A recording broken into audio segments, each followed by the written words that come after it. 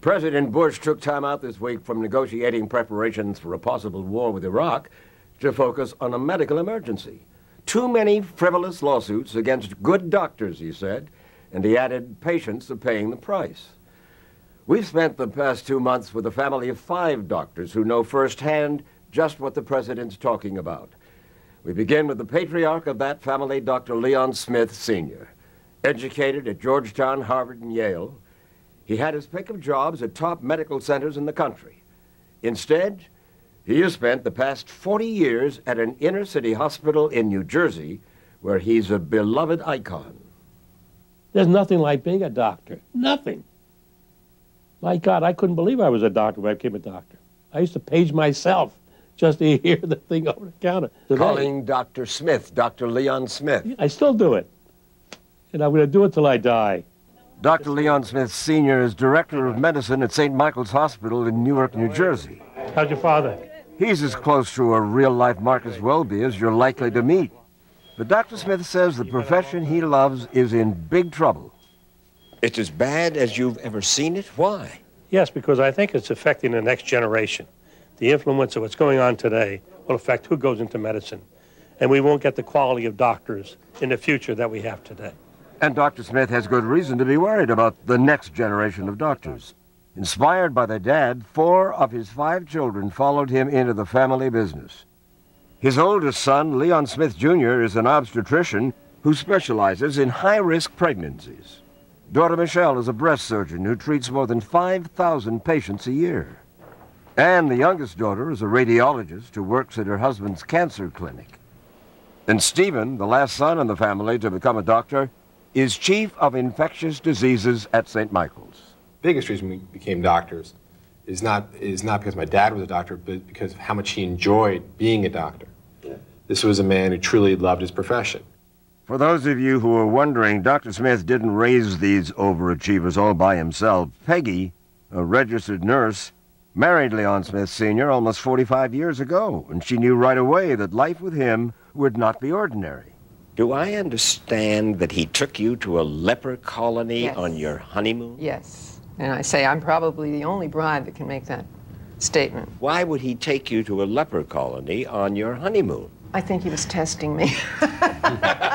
But the biggest test came years later, putting 4 kids through medical school. They always said, do what you want to do, and we'll figure out a way.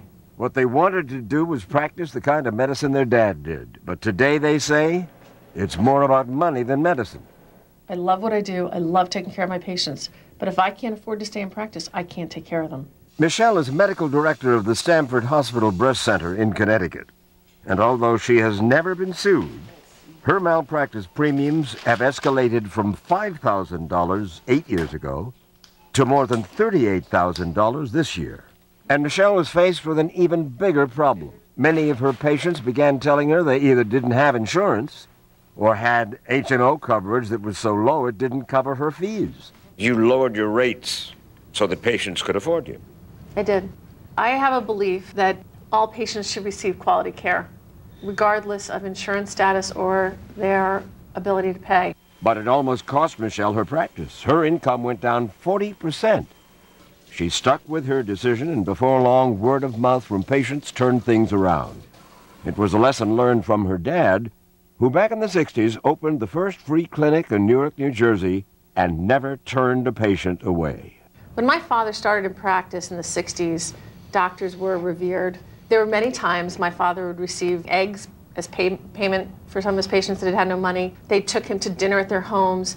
There was a real personal relationship. That has changed dramatically. Why? What is happening is doctors are basically small businesses, if you really want to look at it that way. They're trying to serve the most people in the best way possible for the least amount of money. We don't have a copy of your insurance card. Dr. Smith's youngest daughter, Anne, is working without a paycheck at her husband's newly opened cancer clinic and says that she needs a business degree as well as her medical degree to deal with all the paperwork required by HMOs and insurance companies. Well, there's just so much paperwork. I'm working between 10 and 12 hours a day just on paperwork alone. Often working Saturdays and Sundays. It's overwhelming. Anne's husband, Dr. Dennehy, is working 12-hour days, too, just to stay in business. because in many cases he doesn't break even when he operates. So Dr. Dennehy makes up the difference the only way he can. Because the reimbursements are so low, he has had to increase the number of patients he sees just to try to cover the overhead. For a hysterectomy like this one, which often requires 2 surgeons in the operating room, some HMOs pay as little as $700. And that fee not only has to cover the surgery, but all of the pre-op and post-op office visits for 90 days, not to mention rent, and of course those malpractice insurance premiums. Even though we're seeing all of these patients and we're putting in all these hours, we're concerned that we can't even make the reimbursements cover the overhead, much less take home a salary. Anne and her husband have now taken out a loan and hope they can stay in business. But Dr. Stephen Smith says that part of the reason costs are going up is the doctors are now forced to practice defensive medicine. What bothers me so much is that element of fear and doubt that's created by this system we're in. What we do now is we practice CYA medicine. Cover your ass. There you go. And it really is, it's nauseating. We treat patients for infections we think they probably don't have. But, you know, that 1 in a million. You want to be sure that if somebody looks at that piece of paper, the doctor has given the test. Right. We never thought of that when I first started. I mean, you would do things because it was right. And people didn't sue. And people didn't sue. The patient can be the enemy. They can become your enemy rapidly because they can turn around and sue you for anything. Doctors say they're being driven out of business by an avalanche of lawsuits. Across the country, patients are winning multi-million-dollar verdicts handed out by sympathetic juries for what is called pain and suffering. The average jury award is now almost $4 million, and malpractice premiums are skyrocketing. The fear of being sued, says Dr. Smith Sr., who has trained more than 6,000 medical students over the years, is scaring doctors away from the specialties that were once the most coveted and the most highly paid in the profession. This is the thing I worry about. None of the best students are not going in high-risk fields. They're not going into OB, they're not going to neurosurgery. They're going into lesser fields, and everybody wants to become a dermatologist. How many dermatologists are sued? Very few. But what about doctors who have dedicated their careers to high-risk patients? Doctors like LeonSmith Jr., who has delivered more than 3,000 babies. I never thought I'd see the day where I would be in a situation where I might not be able to deliver a baby for the rest of my career. His office bulletin board is covered with photographs of the twins and the triplets and the quadruplets he has delivered. But LeonSmith Jr. says he can no longer afford to deliver babies. Why? This year, Dr. Smith and his partners were offered a choice. If they wanted to keep taking high-risk cases, their malpractice insurance premium would go up, way up, to $1 million a year. We're giving up something I've always wanted to do because of the malpractice crisis. So, as of January 2003, LeonSmith Jr., director of maternal and fetal medicine at the largest hospital in New Jersey, has been sidelined at the peak of his career, relegated to providing prenatal care. Is the baby's eyes? And it doesn't stop there. Fear of litigation, LeonSmith warns, often results in unnecessary surgery. 1 in 4 women in this country now undergo a C-section because doctors are afraid that if something goes wrong during labor, they'll be second-guessed and sued for not doing a C-section soon enough. So C-section for us has always been the easy way out, not always the best for the patient. You're 10 times more likely to get in trouble medically from a cesarean section than you are vaginal delivery, whether it's hemorrhage, whether it's infection, whether it's blood clots. There's all kinds of awful things that can go on. And of course, there's another reason that things go wrong. Bad doctors. There are bad doctors. They're a minority, but there are bad doctors. Does your profession do enough to get rid of bad doctors? I think overall they do a good job. Can they do more? Yes. Can they do better? Yes.